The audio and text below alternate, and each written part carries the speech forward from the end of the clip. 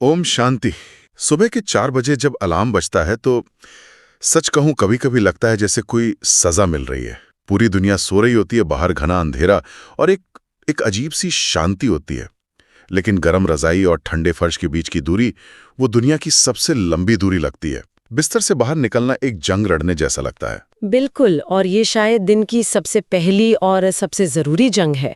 हम इसे जीतते हैं या हारते हैं, यही तय करता है कि बाकी का दिन कैसा गुजरेगा। हाँ, और आज हम इसी जंग और इसके पीछे के विज्ञान और अध्यात्म पर गहराई से बात करने वाले हैं। हमारा विषय है सुबह 4 बजे का वो जादुई समय, जिसे अमृतवेला या गोल्डन आवर भी कहा जाता है। हमारे पास जो स्रोत हैं, उनके आधार पर हम ये समझने की कोशिश करेंगे कि क्या ये सिर्फ जल्दी उठने की एक आदत है या फिर ये वाकई जीवन को बदलने वाला एक शक्तिशाली आयाम है, एक अलग ही डायमेंशन है। और इस चर्चा का मिशन साफ है। हम सिर्फ ये नहीं बताएंगे कि जल्दी उठना अच्छा होता है, हम इसके हर पहलू को खोलकर देखेंगे। मानसिक, शारीरिक, बौद्धिक, जैविक और आध्यात्मिक। हम विज्ञान और अध्यात्म दोनों की नजरों से ये समझने की कोशिश करेंगे कि आखिर इस 1 घंटे में ऐसा क्या खास है जो इसे मैजिक आवर बनाता है। तो चलिए सबसे पहले उस सवाल से शुरू करते हैं जो शायद हर किसी के मन में आता है, खासकर मेरे जैसे लोगों के। विज्ञान और डॉक्टर हमेशा कहते हैं कि हमें 7 से 8 घंटे की नींद जरूरी है। तो क्या सुबह 4 बजे उठकर हम अपनी सेहत के साथ खिलवाड़ तो नहीं कर रहे? क्या हम अपनी नींद से समझौता नहीं कर रहे? ये बहुत ही तार्किक और जरूरी सवाल है, और इसका जवाब नींद की मात्रा मतलब क्वांटिटी और उसकी गुणवत्ता यानी क्वालिटी के फर्क में छिपा है। हमारे स्रोत 2 तरह की नींद की बात करते हैं। एक है तामसिक नींद, जो भारीपन वाली होती है। आपने महसूस किया होगा, कभी कभी 10 घंटे सोने के बाद भी थकान और आलस महसूस होता है। हाँ बिल्कुल होता है, वीकेंड पर तो अक्सर ऐसा ही होता है। दूसरी है सात्विक नींद, जो गहरी और रिचार्ज करने वाली होती है, जहां 6 घंटे की नींद भी 10-12 घंटे के बराबर ताजगी और ऊर्जा देती है।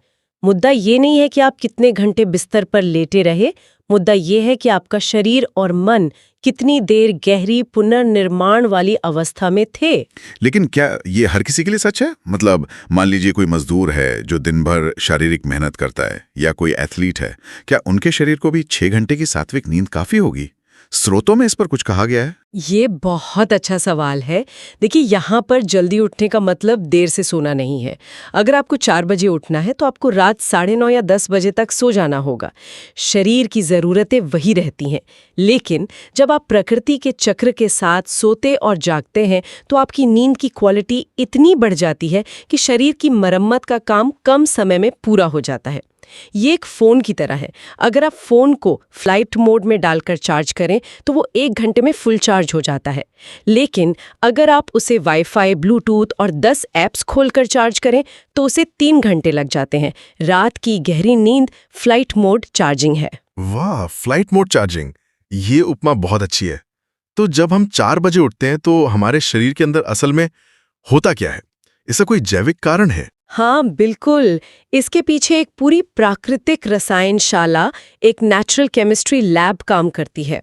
सबसे पहले तो हमारी जैविक घड़ी, जिसे सर्कैडियन रिदम कहते हैं, वो सूर्य के चक्र के साथ पूरी तरह से सिंक हो जाती है।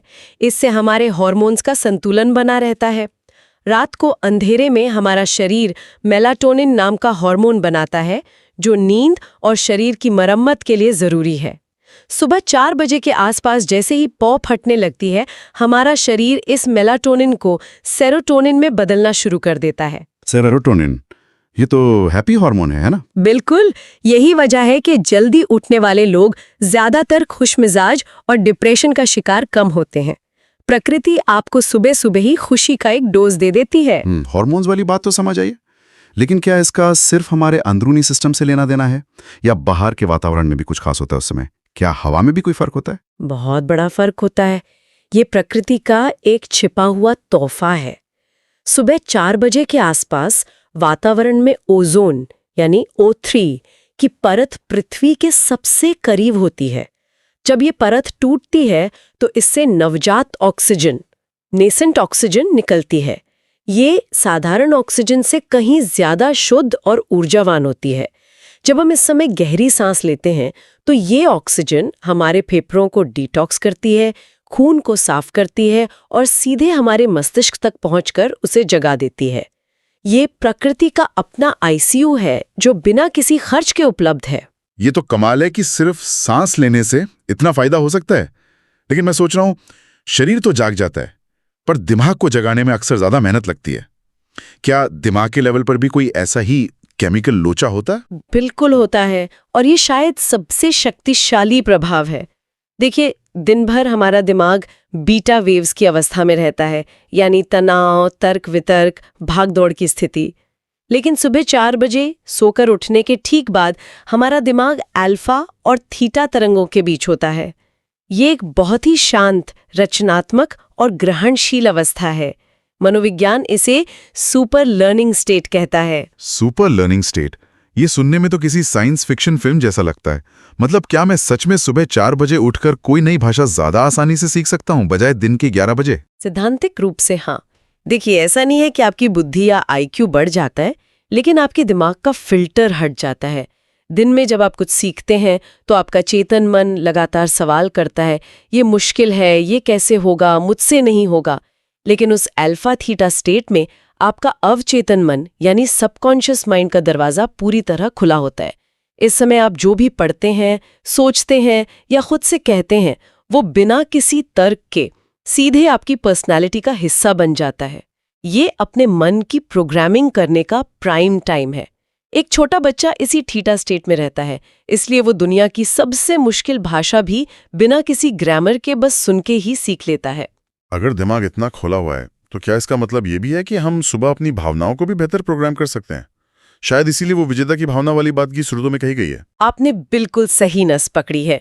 इस सुपर लर्निंग स्टेट का सबसे बड़ा फायदा भावनात्मक और व्यवहारिक ही है। इसे एक बहुत सुंदर उपमा से समझते हैं। दिन के समय हमारा दिमाग एक ट्रैफिक जैम की तरह होता है। हजारों विचार, लोगों की बातें, फोन कॉल्स, चिंताएं सब एक साथ हॉर्न बजा रहे होते हैं। ये ट्रैफिक जैम वाली बात तो 100% सच है। दिन में तो ऐसा लगता है कि दिमाग में 50 टैब खुले हैं और सारे एक साथ बज रहे हैं। बिल्कुल। उस जैम में आप 1 किलोमीटर आगे बढ़ने में 1 घंटा लगा देते हैं और ऊर्जा भी बर्बाद होती है। वहीं सुबह 4 बजे का मन एक खाली हाईवे, एक ग्रीन कॉरिडोर जैसा होता है। कोई शोर नहीं, कोई रुकावट नहीं। शोध बताते हैं कि जो काम करने में दिन के शोर और विकर्षण मतलब डिस्ट्रैक्शंस के बीच 6 घंटे लगते हैं, वही काम सुबह की शांति में 2 घंटे में हो सकता है, क्योंकि आपकी पूरी मानसिक ऊर्जा एक ही जगह पर केंद्रित होती है। ये तो हुई उत्पादकता या प्रोडक्टिविटी की बात, लेकिन वो विजेता की भावना क्या है? एक छोटी सी आदत से इतनी बड़ी भावना कैसे पैदा हो सकती है? ये मनोविज्ञान का एक गहरा हिस्सा है। जब हम देर से उठते हैं, मान लीजिए 8 बजे, तो दुनिया पहले से ही भाग रही होती है। हमें ऐसा लगता है कि दिन हमें कंट्रोल कर रहा है, हम सिर्फ प्रतिक्रिया मतलब रिएक्ट कर रहे हैं। लेकिन जब आप दुनिया के जागने से पहले उठते हैं तो आपको महसूस होता है कि आज के दिन का मालिक मैं हूं। ये एजेंसी का एहसास आपके आत्ममूल्य को बढ़ा देता है। और सुबह गरम रजाई को छोड़कर बिस्तर से बाहर निकलना ये दिन की पहली लड़ाई है। जब आप इस लड़ाई को जीत लेते हैं तो आपके दिमाग में डोपामाइन रिलीज होता है, जो एक रिवॉर्ड केमिकल है। आपको सुबह सुबह ही एक विजेता जैसा महसूस होता है। ये छोटी सी जीत दिन भर की बड़ी चुनौतियों से लड़ने के लिए एक भावनात्मक कवच या इमोशनल आर्मर बन जाती है। ये बात तो सही है। देर से उठने पर एक हड़बड़ी और चिंता बनी रहती है। लेट हो गया, वो पैनिक मोड में ही दिन शुरू होता है। बिल्कुल, ज्यादातर लोग इसी पैनिक मोड में उठते हैं। लेकिन जब आप 4 बजे उठते हैं तो आपके पास इतना समय होता है कि आप हर काम सुकून से कर सकते हैं। ये एहसास कि मेरे पास बहुत समय है, यही दिमाग को पैनिक मोड से पीस मोड में ले आता है। ये समय असल में आपका अपना समय, मी टाइम है। आप ये समय खुद को देते हैं और ये आपके अवचेतन मन को संदेश देता है कि मैं महत्वपूर्ण हूँ। ये आत्म प्रेम की सबसे ऊंची अवस्था है। ये पीस मोड वाली बात मुझे आध्यात्मिक पहलू की तरफ ले जा रही है। विज्ञान और मनोविज्ञान तो ठीक है, पर इस समय को सिर्फ गोल्डन आवर ही नहीं बल्कि अमृत वेला या वरदानों का समय भी क्यों कहा जाता है? इसका गहरा आध्यात्मिक अर्थ क्या है? अध्यात्म के अनुसार प्रकृति 3 गुणों से बनी है, सत, रज और तम। रात के समय तमोगुण यानी अंधकार, आलस्य और अज्ञान का प्रभाव होता है। दिन में रजोगुण यानी भागदौड़, कर्म और महत्वाकांक्षा का प्रभाव होता है।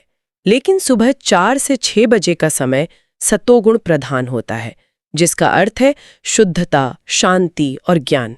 इस समय उठने से आत्मा में ये गुण प्राकृतिक रूप से भरने लगते हैं। आपको शांति पाने के लिए मेहनत नहीं करनी पड़ती, शांति वातावरण में ही मौजूद होती है। और जो ब्रह्मांडीय ऊर्जा के बात स्रोतों में है, उसका क्या? ये सुनने में थोड़ा रहस्यमयी लगता है। इसे रहस्यमयी न कहकर वैज्ञानिक भी कह सकते हैं। माना जाता है कि इस समय पृथ्वी का कोण ब्रह्मांड के ऊर्जा स्रोतों के साथ एक खास सीध में होता है। इससे ब्रह्मांड से आने वाली ऊर्जा, जिसे कॉस्मिक एनर्जी कहते हैं, उसे बहुत आसानी से ग्रहण किया जा सकता है। ये समय सैटेलाइट डाउनलोड का है। दिन में शोर के कारण सिग्नल कमजोर होता है, लेकिन सुबह 4 बजे बैंडविड्थ पूरी तरह फ्री होती है। आपने ब्रह्मांडीय ऊर्जा की बात की, वो बहुत दिलचस्प है। हमारे स्रोतों में इसी से जुड़ी एक बहुत मजेदार उपमा थी, कॉस्मिक इंटरनेट की। मैं चाहता हूं आप उसके बारे में थोड़ा और बताएं। ये बहुत सुंदर तरीके से समझाया गया है।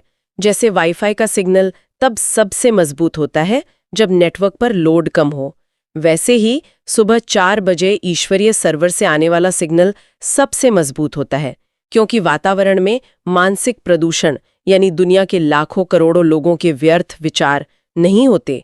आपकी प्रार्थना या ध्यान बिना किसी रुकावट के अपने मंजिल तक पहुंचता है।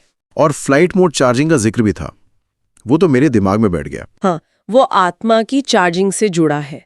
दिन में ध्यान करना ऐसा है जैसे आप फोन चार्ज कर रहे हैं, पर साथ में सोशल मीडिया, ईमेल, गाने सब कुछ चल रहा है।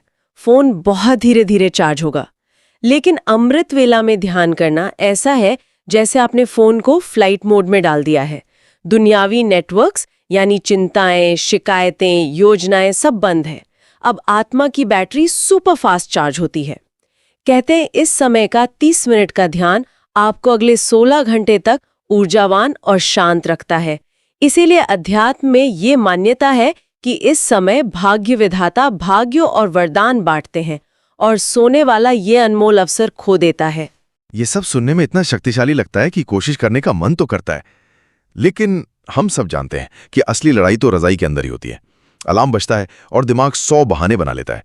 स्रोतों में इसे हकीकत बनाने के लिए कुछ ठोस उपाय भी दिए गए हैं। हाँ बिल्कुल, आदत बनाने के लिए एक 360 डिग्री अप्रोच चाहिए, क्योंकि बहाने भी हर तरफ से आते हैं। सबसे पहली है मनोवैज्ञानिक तकनीक।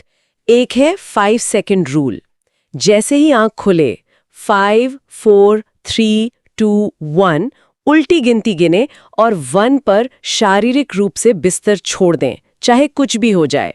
ये दिमाग को सोचने और बहाने बनाने का मौका ही नहीं देता। ये कहने में जितना आसान है, करने में उतना ही मुश्किल। मैंने इसे आजमाया है और मेरी सबसे बड़ी लड़ाई 1 बोलने के बाद होती है, जब दिमाग कहता है चलो एक बार और 5 से शुरू करते हैं। इस बहानेबाजी से कैसे लड़ें? इसका भी उपाय है, वो है अपनी पहचान बदलना। ये ना कहें कि मैं उठने की कोशिश कर रहा हूँ। अपने दिमाग को साफ साफ बताएं, मैं एक अर्ली बर्ड हूँ, मेरा शरीर सुबह उठने के लिए ही बना है।